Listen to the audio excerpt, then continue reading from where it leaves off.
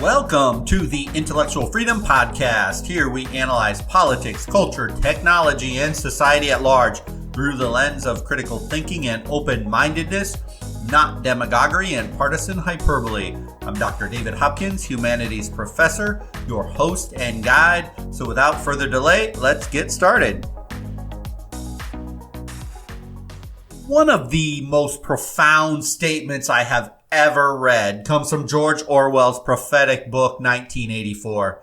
And the quote basically says, "I understand how, I do not understand why." With all our scientific advances, medical innovations, even space travel, and pushing the boundaries of the known universe, humans are great at, we're amazing at figuring out how things happen, but the why of things is so much more challenging. Humans understand how a person can become addicted to drugs or alcohol, but why do they? Humans understand how a seemingly healthy child or an adult can contract an illness and die way too soon. But why does this happen? Humans can understand how a person senselessly murders another person, but why did they do it?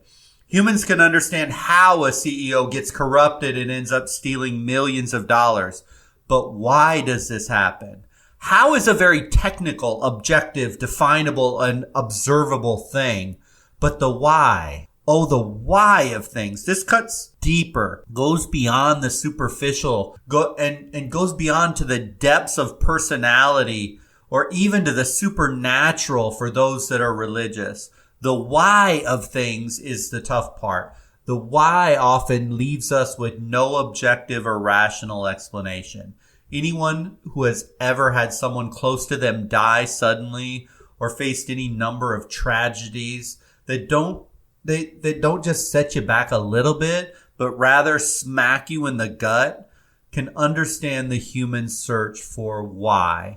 Oftentimes, no answer is revealed ever. However, the search for why is important, even when no answer is readily apparent or even possible at all. Also, the search for why shouldn't be limited to life tragedies. The search for why in your life and my life, it should never stop. It should be an ongoing dialogue with yourself and with those closest to you. Why do you do the things that you do? The reality for most is we're just so distracted with money and career and material things, social obligations, or quite frankly, just being too lazy or apathetic to even perform the act of self-reflection that we don't even stop to consider the question of why do we do the things that we do. When I'm in a classroom teaching students and we look at the most powerful, successful, most impactful humans across the arts, philosophy, literature, history, and religion in all the ages, it rather ironically becomes apparent that almost always very average people on the surface become great. And somehow they had the ability to tap into the true potential within themselves. If just normal people from normal upbringings can leave a lasting mark on society, then why don't you? Why don't I? Why doesn't everyone? The easy reason and the way to deflect and pretend is to say, oh, those people, they must have achieved X, Y, or Z. Obviously, they were born with some special talent, some special gift, some special intellect. Well, in some ways, you could surely argue that's true. But most of the high achievers that we see throughout the history books, they come from, pretty average or below average beginnings. So the excuse of, I couldn't achieve this because I was born with these parents, or I was born with this skin color, or I was born into this situation, or I wasn't born with X, Y, or Z, that rings rather shallow most of the time. But back to our question on leading your most fulfilled life and why some people don't make it there. Is there a defining why most in society are left unfulfilled? Which, by the way, study after study, most of the time say people, they're fairly happy, but they don't necessarily believe they're living out their life purpose, or they're pretty happy or kind of happy in their job, but not completely satisfied with it. So why did people like, I don't know, let's just say Leonardo da Vinci, Albert Einstein, Napoleon, what was it that made them able to rise above the masses of people, to become like true masters of their craft and impact their society in different ways? If you read about any of them or have ever studied them and their upbringing and their histories, it's really rather incredible. Leonardo da Vinci, for example, was an orphan. Albert Einstein was thought to be an inferior student, barely worthy of university study. Napoleon rose from a just average and normal childhood. When we read about the histories of these amazing individuals who have shaped the world history, we see that the beginnings were almost always, just like yours or mine, or maybe even a little worse. Very few emerge into life like, let's take another figure, Alexander the Great, born the son of a king. He was tutored by Aristotle, of all people, and he was given a prophecy at birth that he would be one of the mightiest and greatest warriors of all time. It doesn't work like that almost ever. We can understand how the son of a king, trained to fight by the greatest warriors in a kingdom, trained intellectually by one of the most famous philosophers in the entire history of the Western world, as kind of, of course, someone like him, they had a leg up, and that's pretty obvious. But even through that, he still had to overcome incredible tumultuous childhood and a very ugly home life, because his mom, who was the queen, was basically thrown to the side for a younger woman when the king found another wife. And at one point, she feared for her life, and she even feared for the life of Alexander, that they could be killed, just to ensure that the new bloodline of the new wife would hold power and not the prior bloodline. So it surely wasn't even all sunshine and roses for Alexander the Great. I think we could say, why do so many people live in an unfulfilled life is that most of us, we fail to do something that the greatest minds and the greatest talents, they just have kind of buried inside of them. And you have it inside of you too, if you just choose to use it. So what I want to do in this podcast is look at 3 potential answers to why people live an unfulfilled life in comparison to the lives of just various random superachievers that I run across in my humanities class from now and again. And let's see if we can uncover some powerful answers of why we do the things we do, or why we don't do some of the things we probably should do. First of all, what the greatest minds have is the ability to abandon the limitations placed on them by society, and they refuse to conform to the whims of others. Leonardo da Vinci, as I said, he was an orphan. He should have ended up at the best a common laborer, but never, ever should he have ended up one of the most respected artists in the history of the world. Heck, a normal orphan during the time of Da Vinci, there was no safety net. There was no child protective services. None of that existed back during that time. And really, he would have never known how to read or write. He never should have been able to learn to paint or sketch, and he never would have went to school. And a life of conformity to his social status would have put him in some pathetically low-level job, and he would have probably died very poor, very young. But he didn't.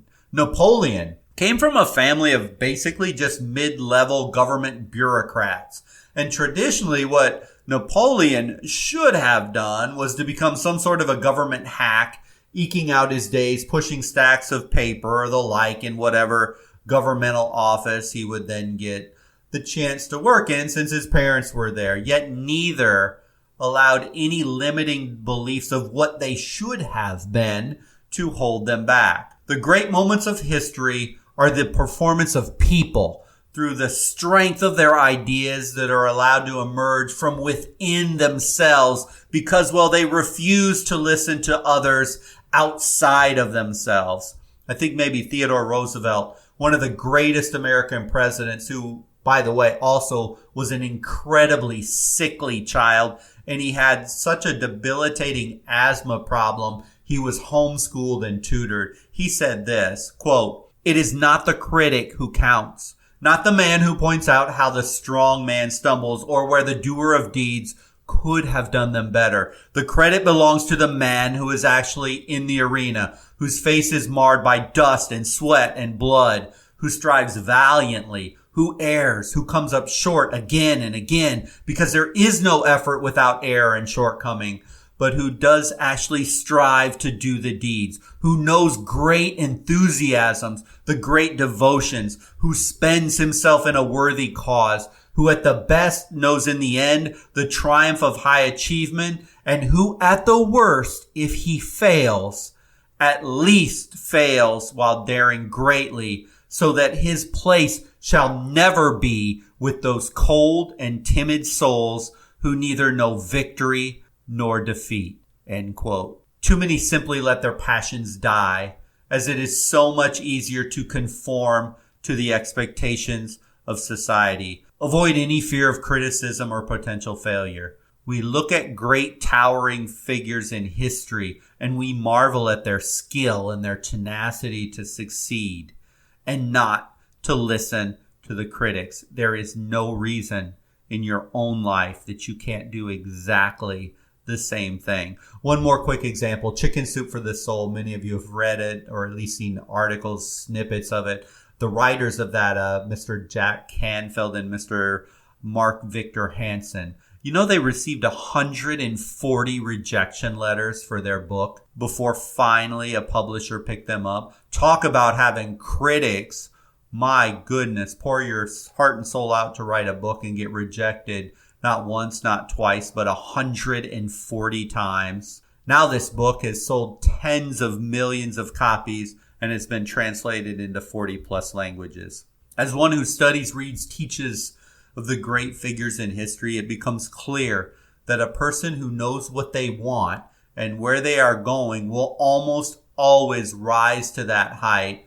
And most great figures go further than what they could have ever dreamed they could achieve. But you and nobody, and they could not and cannot know where they're going or where you're going if you're always and constantly stuck in this conformity mindset and you hold those limiting beliefs that critics place on your head. And if you have that, where you are today is where you're always going to be. But see, those limiting beliefs, I know they're complete nonsense. And I know it's nonsense because nearly every towering figure that has come before you had to overcome basically the same situation or a similar situation or even a worse situation than where you are at right now. Even age doesn't matter. Heck, Colonel Sanders, the founder of KFC, didn't open his first KFC till he was in his 60s. And after a mediocre career and all kinds of jobs, if you ever read about him,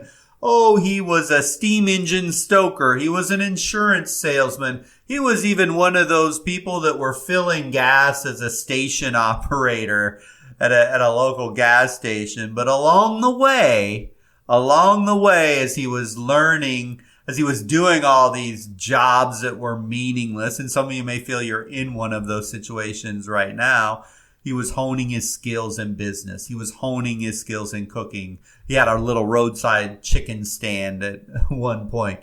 But see, if he would have listened to society, coming from a very poor family, growing up in a 4-room house in rural Indiana, he should have just settled. Society would have basically said it would be okay and proper and common for him to be either an insurance salesman or maybe working a steam engine, stoking fires.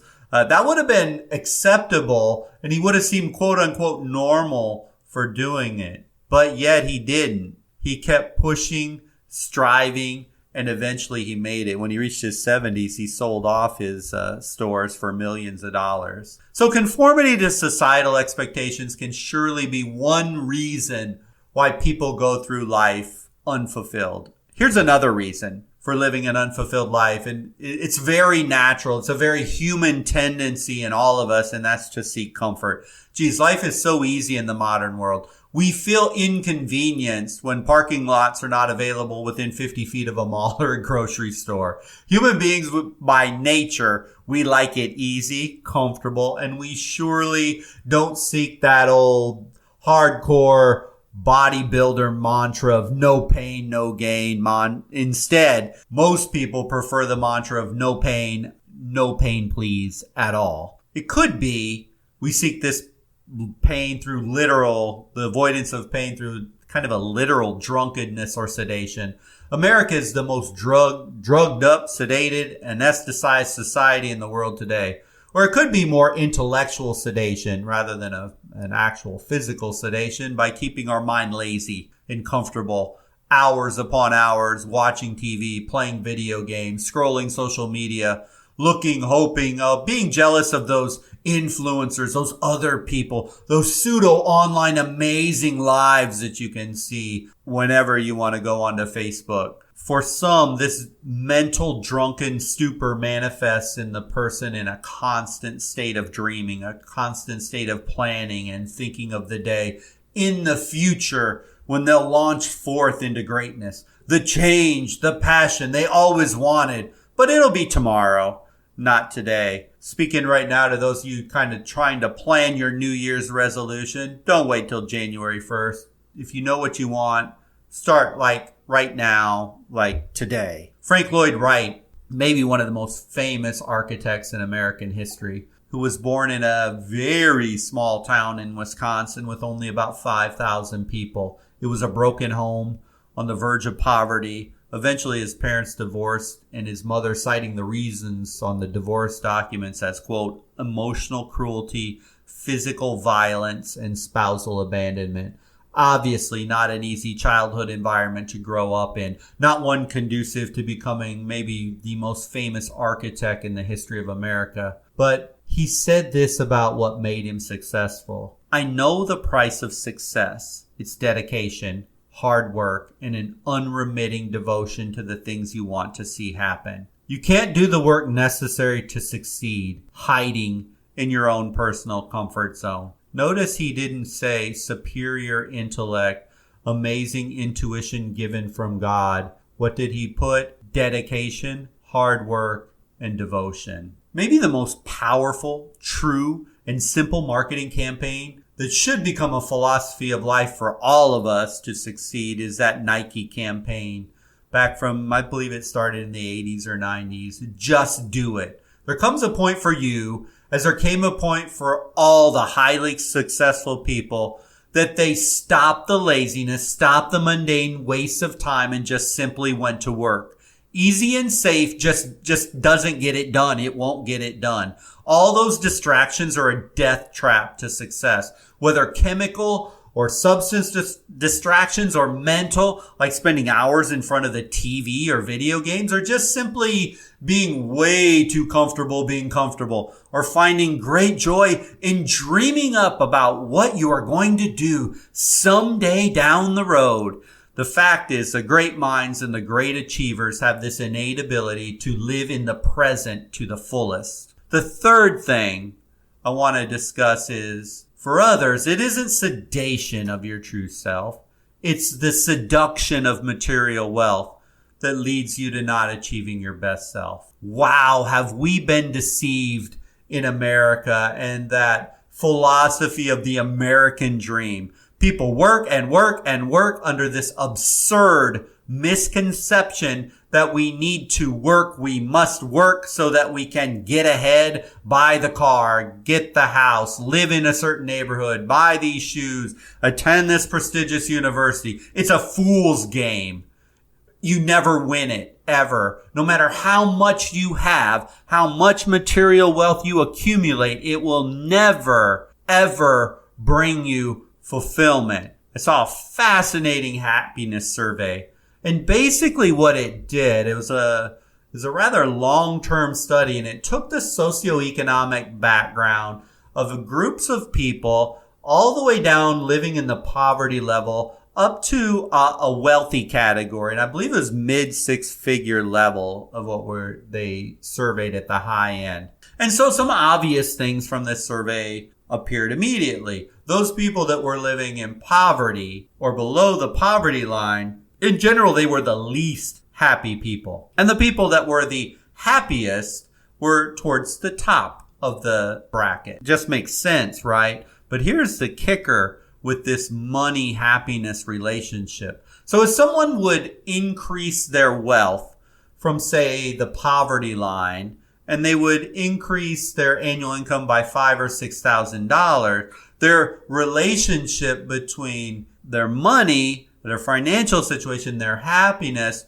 increased dramatically, because obviously if you're below the poverty line, you're not even meeting basic standards. But something curious happens the higher and higher up the income bracket. The higher and higher the income bracket, the more the wealth would increase, the smaller the percentage increase, meaning the more and more money that you had, it wasn't a one-for-one relationship as it was on the low end of the scale. And basically, the magic number for a household income in America was around that, I can't remember, I don't have the study in front of me, but it's around $68,000 to $75,000. Once that income level is breached, the happiness in relation to adding a few $1,000s was relatively small. And making those incremental increases when you're up over 100, 200,000 meant almost nothing. Because what happens is that money relationship, the higher you go,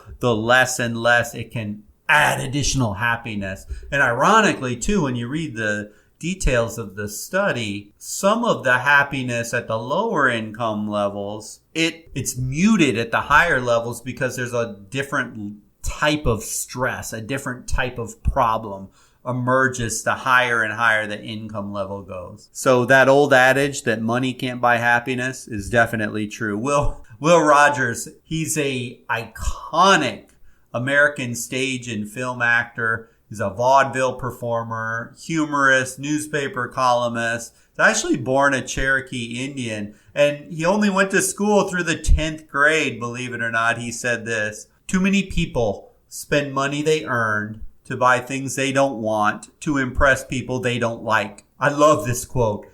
It strikes at the core of far too many Americans chasing after materialism.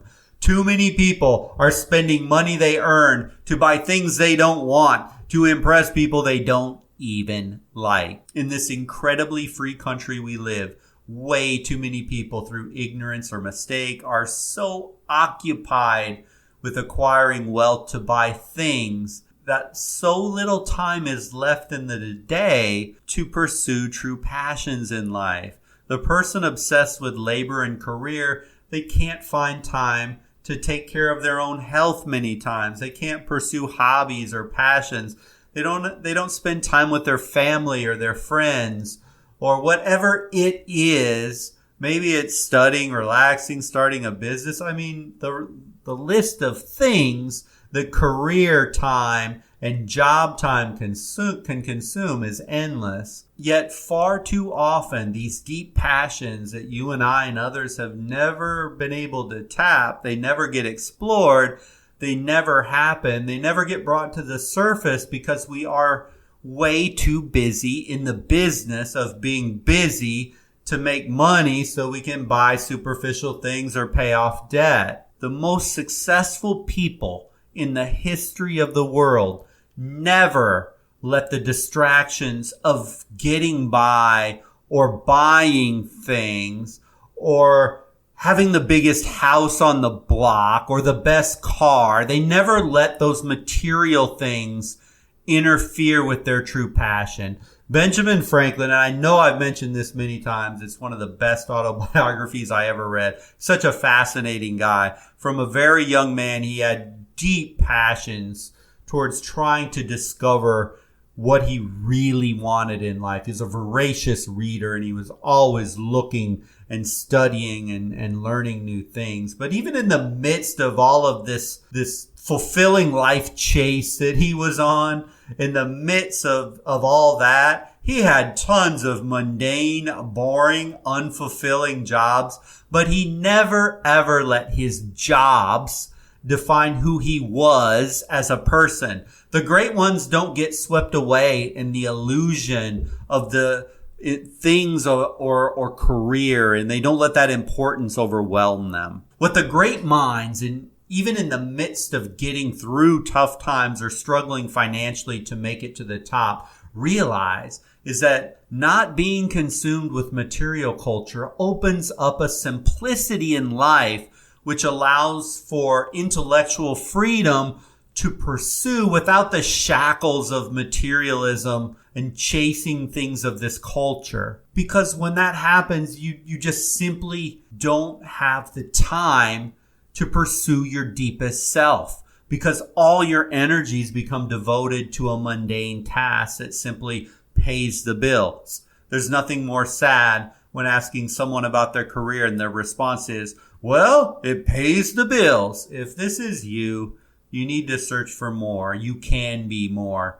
Great minds across all ages and times, they warn us about this. Going all the way back to the ancient Greeks. Epictetus said this, wealth consists not in having great possessions, but in having few wants. Ralph Waldo Emerson in the 1800s said money often costs too much. Christopher Rice, a very modern author, said this, every day is a bank account and time is our currency. No one is rich. No one is poor. We've got 24 hours each. So as we look at money and we look at career, it should strike all of us strange that society wants to pigeonhole almost everyone into spending the best part of life earning money in order to enjoy a questionable liberty during the least valuable part of our lives in retirement at the end. Doesn't this all seem a bit backwards, a bit convenient for large, powerful companies and governments to lock people when they have their greatest energy and effort in their youth into a life of humdrum, cog in the machine lives? When we have energy, then give us our freedom from a career after we're old and worn out? I want to be clear here. Labor is good. Humans need to work. I can't imagine a day where I'm not working.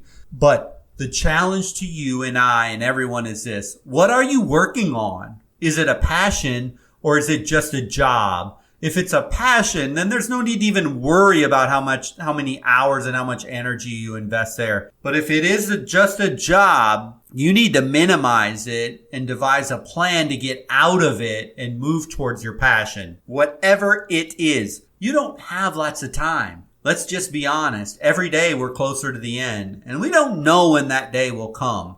The greatest minds and achievers in history, when we study them, they always worked with a sort of urgency towards that goal, whatever that goal was. Just start doing it, whatever it is. Maybe at nights, on weekends, on days off. Just push and drive into it. Figure out a way to meet your financial obligations and pursue more at the same time. If you can't just quit your job and start something else.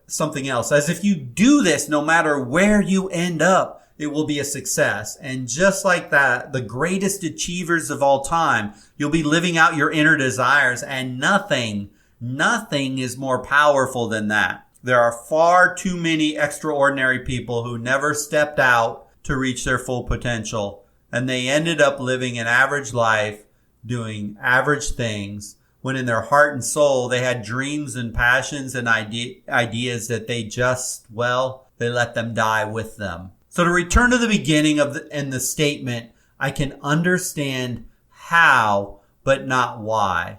In studying and listening to the great minds in history, I find three common themes emerge over and over of why so many people lead unfulfilled lives. First, people are conformists, and society pushes the bulk of people into being a nice, pleasant, compliant cog in the machine. Fight that urge. Do not conform and do not surrender. If it doesn't feel right and you're being pressured into it, you need to push back against it. Second, the natural tendency of humans is to seek comfort. And when one achieves it, they tend to stagnate in it and they stop growing.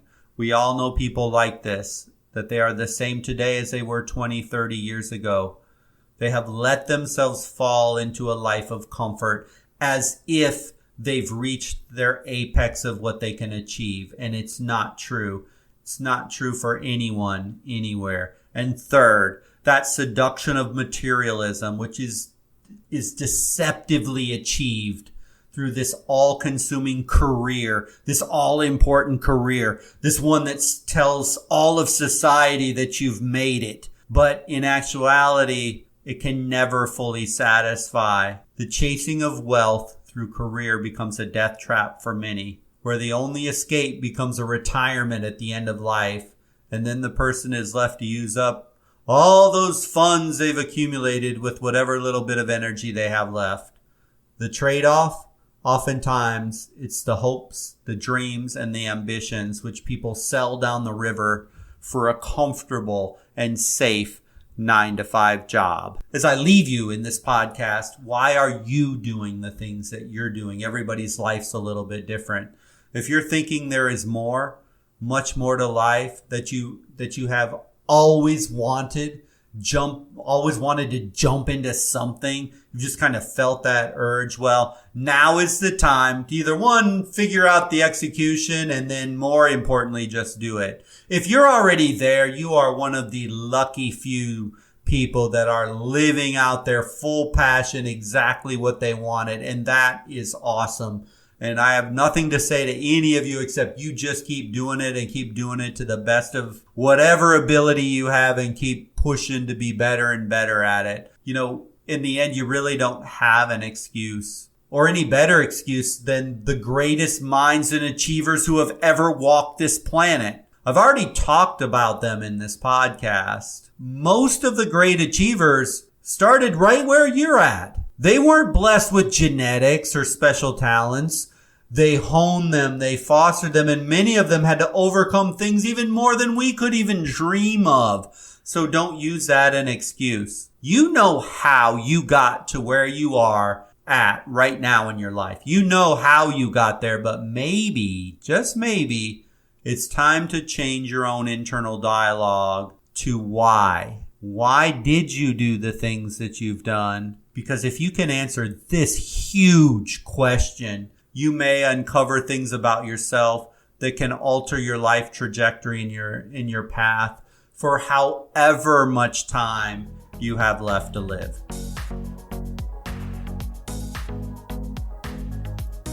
Thank you for listening to the podcast today. I hope you found value. Why do people do what they do? And more importantly for you, why do you do what you do? I hope you take up the challenge to reflect back on your life, the actions, the attitudes, and the things that have brought you to this place in your life, and then craft an amazing plan of action to be better today than you were yesterday. Remember, I generally publish new episodes every Monday and Wednesday, so if you click like or follow, you'll be alerted to new episodes when they come available. Until the next episode, I hope you have a wonderful week.